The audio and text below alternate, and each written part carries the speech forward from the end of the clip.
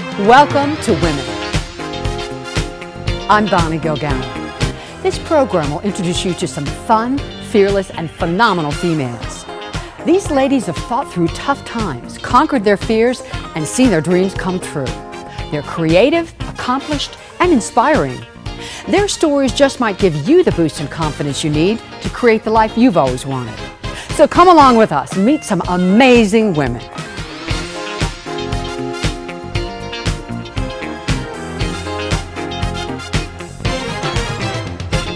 Actress Gina Bikalis is the artistic director of Script to Stage to Screen, an organization that offers staged readings of new plays on topics like social justice, sexual equality, and the humor of life.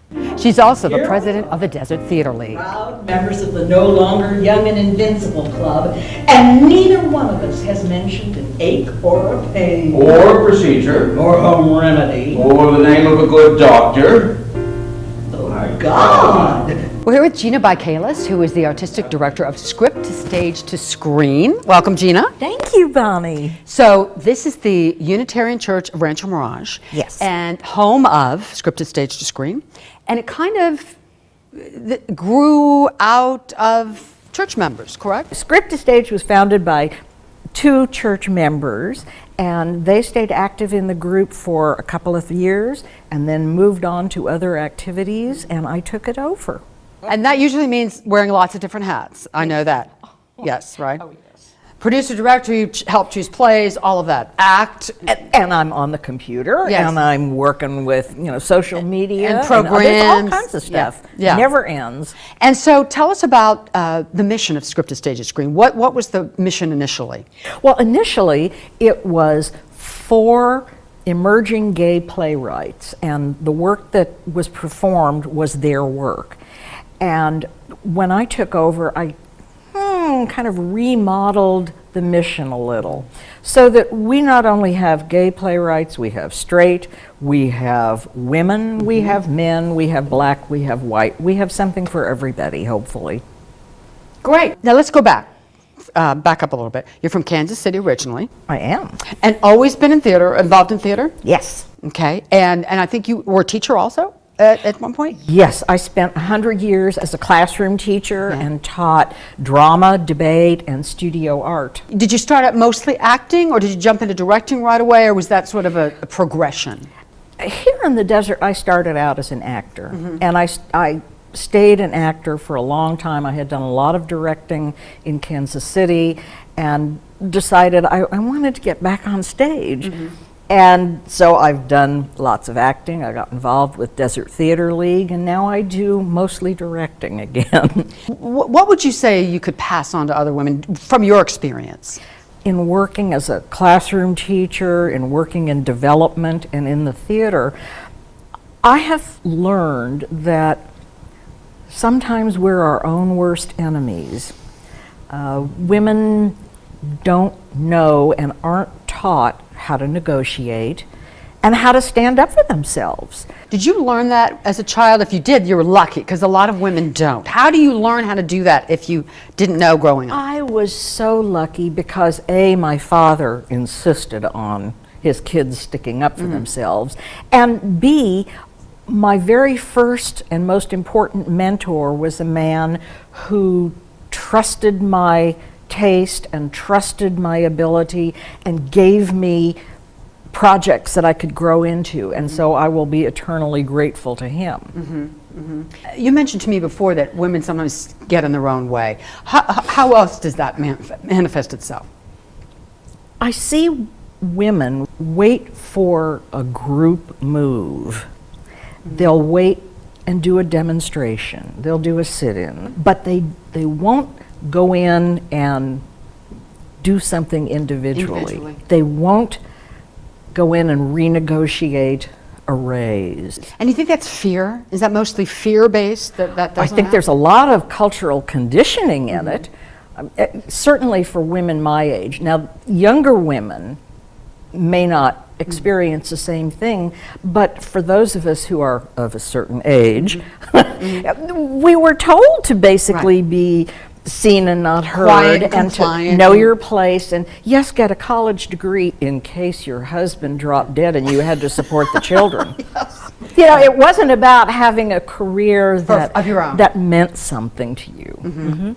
So is what you're doing now with Script to Stage to Screen, is this kind of where you thought you'd be at this point in your life creatively? You know, I hoped that I would be in a situation similar to this, where I could be the artistic director and be the one who makes decisions. I fell in love with the idea of new works about 7 years ago, thanks to Bert Peachy, and I'm so pleased to be able to help move new playwrights along and have their words spoken and let these people hear their dialogue for the first time on stage sometimes. It's really an exciting proposition, and I love what I do.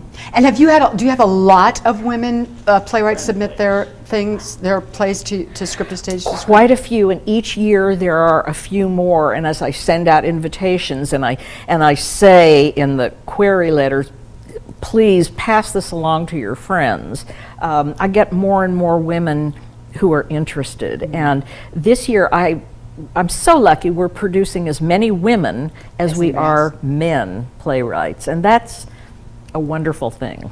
If you could talk to your younger self, 20-something Gina, what would you say to her? What advice would you give her? Ooh, tough question. I think I would say trust your gut, and if it feels right, do it, and if it feels iffy, don't. Back off. Wow. What advice would you give women now that you see, women actresses, playwrights, directors, aspiring, all that? What was there one piece of advice that you'd like to give them about how to just barrel on through any of that glass ceiling? Oh, be brave, and don't worry if you've got a few wrinkles, and don't worry if you're 10 pounds overweight. Just do it. Just follow your heart. Excellent. I love it. How can someone find out more about Script to Stage to Screen and come see some of your productions? Oh, we would love to have people come see our productions, and you can always reach us here at the Unitarian Universalist Church of the Desert in Rancho Mirage. We have a website, www.scripttostagetoscreen.com. Gina, thank you so much. Thank you, Bonnie.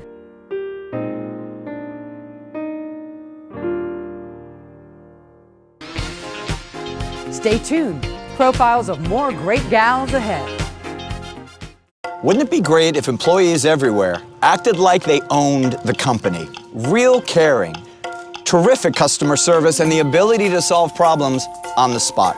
Welcome to Renova.solar, a SUNPOWER Elite Dealer, and now an employee-owned company. The only solar and battery storage company in the Coachella Valley, where employees are also owners. Renova Energy Corporation, local, brighter, better. And now, with employee partners.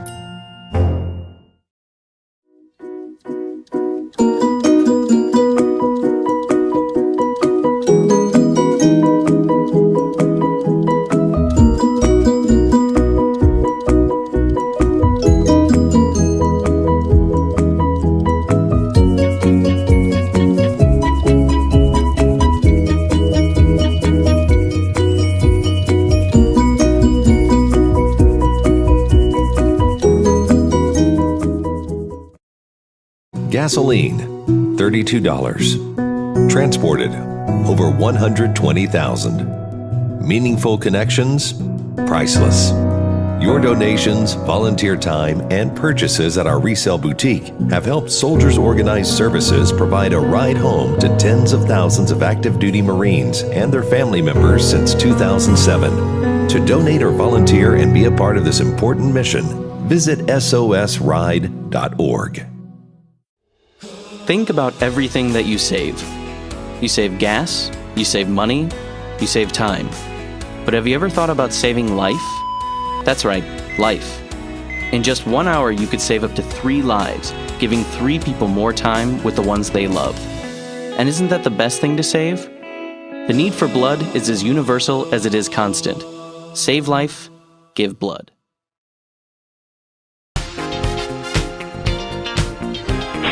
Jazz blues diva Eve Evans began singing in church at age 3. A piano prodigy, she has shared her musical gifts all over the world, including Japan, Italy, Spain, and Canada. Citing vocal influences like Sarah Vaughan and Ella Fitzgerald, Eve says her goal is to share the sheer joy and freedom her music brings.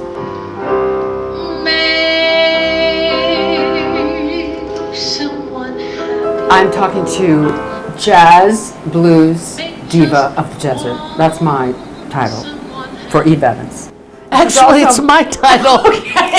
Okay, well, that's probably where I got it from then. Yeah, oh, yeah, well. But she's also my spiritual godmother. I consider her my spiritual godmother because she's given me some advice and got me through some rough stuff, but that's another story. So, tell me.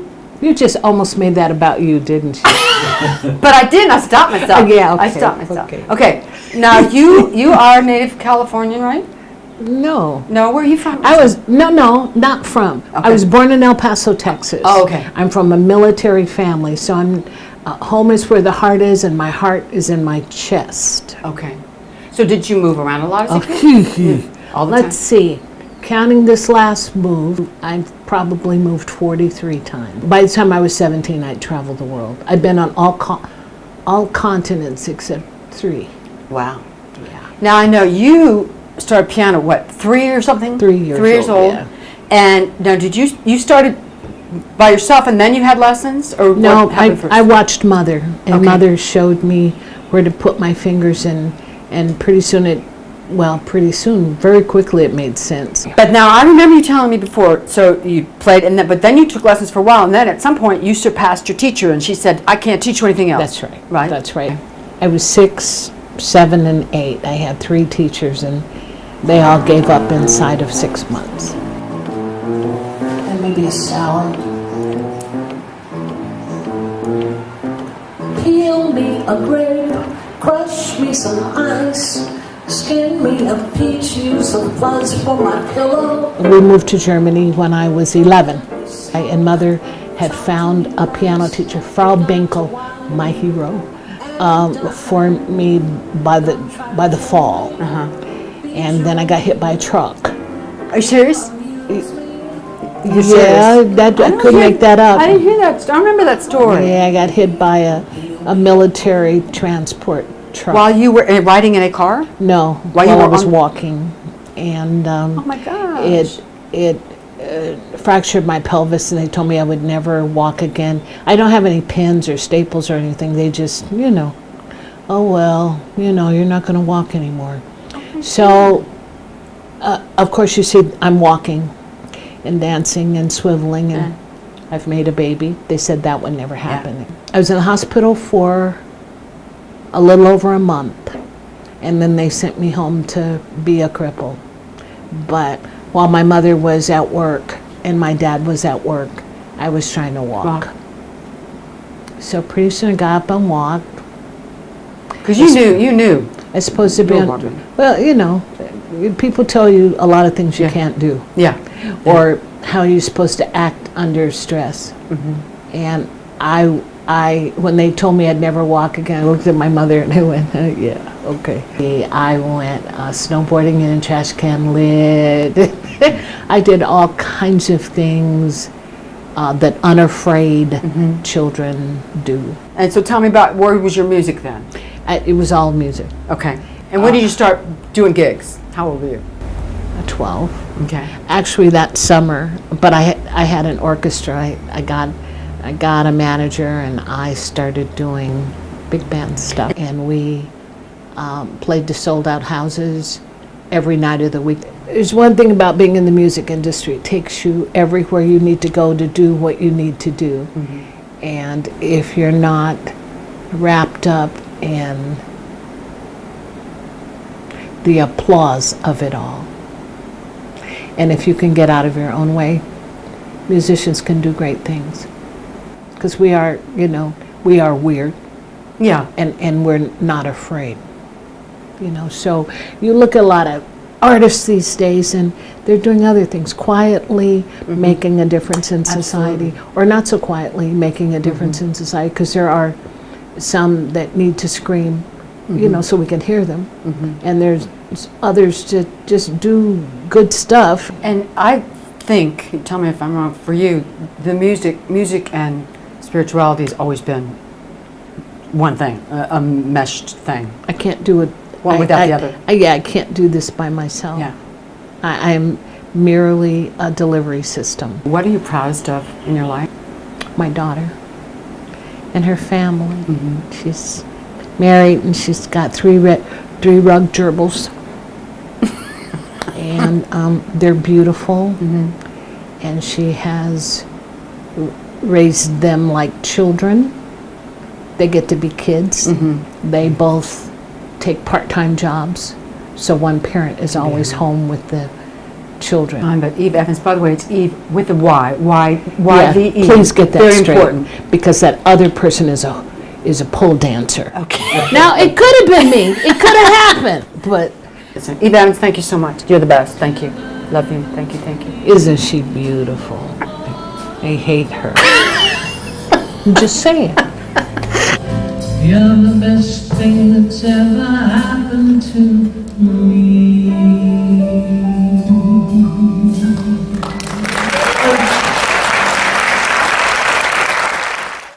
Stay with us for more amazing women.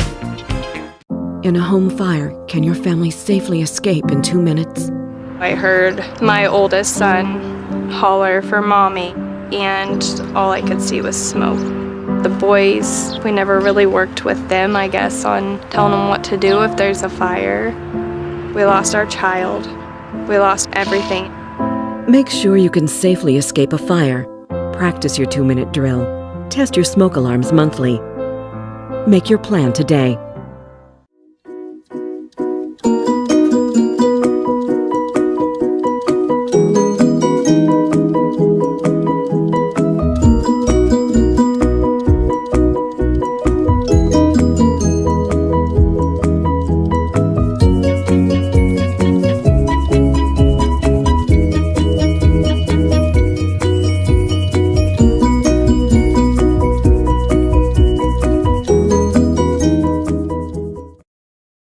Gasoline, $32. Transported, over 120,000. Meaningful connections, priceless. Your donations, volunteer time, and purchases at our resale boutique have helped Soldiers Organized Services provide a ride home to tens of thousands of active duty Marines and their family members since 2007. To donate or volunteer and be a part of this important mission, visit sosride.org. Wouldn't it be great if employees everywhere acted like they owned the company? Real caring, terrific customer service, and the ability to solve problems on the spot. Welcome to Renova.solar, a SUNPOWER Elite Dealer, and now an employee-owned company. The only Solar and battery storage company in the Coachella Valley, where employees are also owners. Renova Energy Corporation, local, brighter, better. And now with employee partners.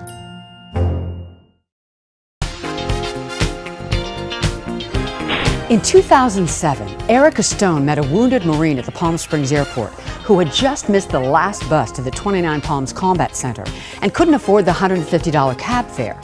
Erica gave him a ride, and Soldiers Organized Services, or SOS, was born. Thanks to the efforts of Erica and many volunteers, since then, more than 65,000 Marines have been transported free of charge.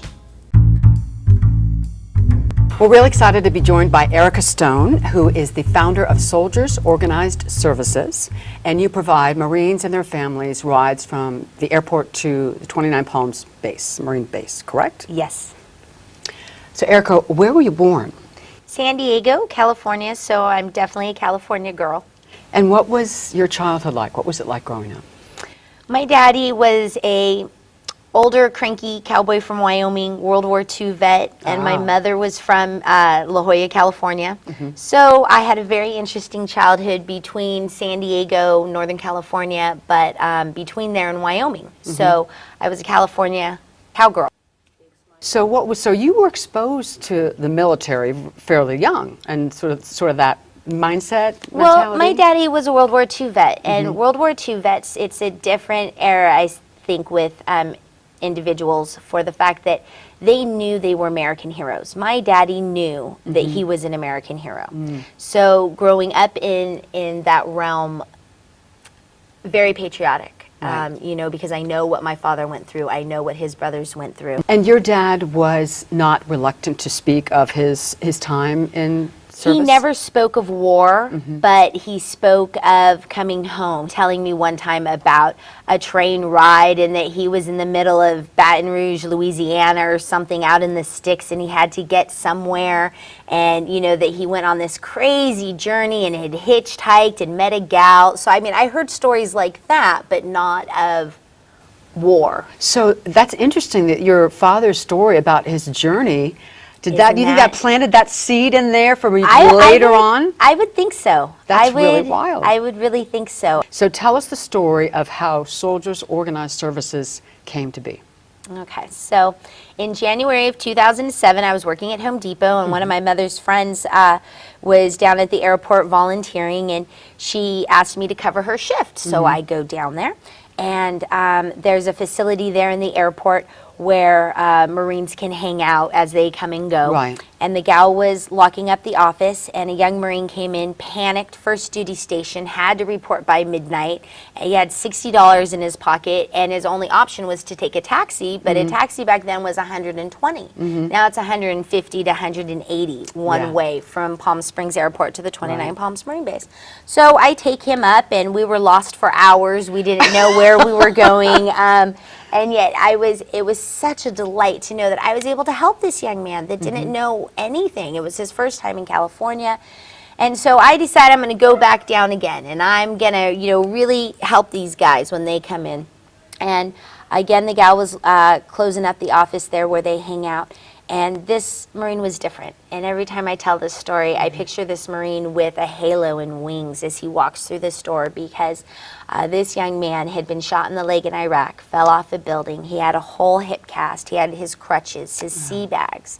Now, he had flown into the airport, and he'd missed the little bus that went up to the base. So he was going to sit in the airport for 23 hours till the next bus came with a shattered leg. Wow. Now, I said, please let me take, I know my way. We're not going to get lost this time. I was there the other day. And, ma'am, I don't want to inconvenience you. And I was like, inconvenience me? I couldn't process what he was saying. You're sitting here with a shattered leg and crutches, and you don't want to inconvenience me to give you a ride to the base. So rewarding, and dropped him off, inspirational. He was so proud to be a Marine, and he, there was no bitterness, there was no animosity about what had happened. He just wanted to, you know, go through therapy, get back there with his unit, and keep serving his country. So I dropped him off that night, and I got really emotional because back to my daddy. Sure.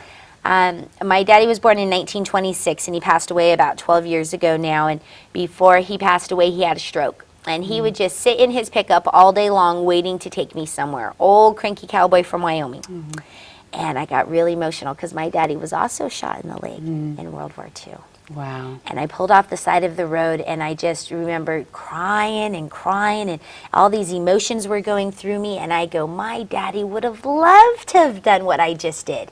So the next morning I wake up, I tell my mom, guess what, I'm going to start driving these Marines, and I need you to pay for the gas. And so May of 2007, the Desert Sun did a little article in the paper about local women. Right. And we went from a handful of my girlfriends to 63 volunteers. Since then, you know, now we are established to a 501c3 and go through all the steps necessary to be a nonprofit. I remember the first year that we transported 500, and I had the paper down there in the news, and oh my gosh. That was a big deal, It was a big deal. 500 Marines that we transported for free. This last holiday season, we transported 542 in one day. For us to be able to say thank you and no strings attached, and be able to, you know, tell these young servicemen and women, thank you for your service. And we appreciate it, yeah. We appreciate it personally. The huge impact of this, though, that we've made almost 20,000 trips. So there's 20,000 different stories of the impact that we've been able to make on these young men and women. And if every Marine or wife or child would have taken a taxi, it would have cost them over $9 million. Wow. Dollars. What are you proudest of? That's a tough question. I would say I'm proud that I'm able to honor my daddy in serving and giving back because I know what the needs are of our servicemen and women and what the dedication and the sacrifices that they go through. I think that's my greatest. It's a privilege and an honor to be able to help these young men and women. So that I think would be my greatest. That and have a gift for Gab. Those would be my two. You do. Erica Stone, thank you so much. Thank you so much.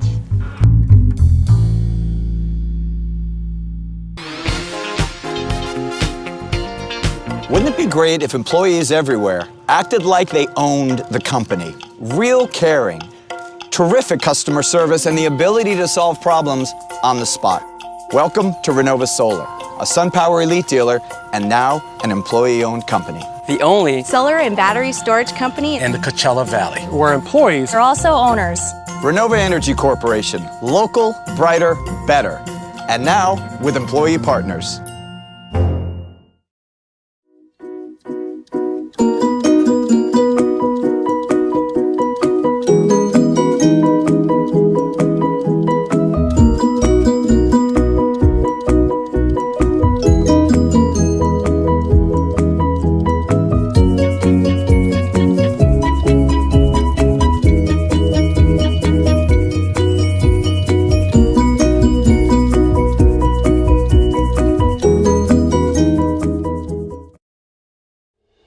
Think about everything that you save.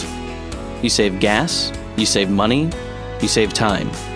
But have you ever thought about saving life? That's right, life. In just 1 hour, you could save up to 3 lives, giving 3 people more time with the ones they love. And isn't that the best thing to save? The need for blood is as universal as it is constant. Save life, give blood. Gasoline, $32. Transported, over 120,000. Meaningful connections, priceless. Your donations, volunteer time, and purchases at our resale boutique have helped Soldiers Organized Services provide a ride home to tens of thousands of active duty Marines and their family members since 2007. To donate or volunteer and be a part of this important mission, visit sosride.org. Thank you for joining us for this edition of Women. We hope you've been inspired to take the next step to follow your own dreams. See you next time.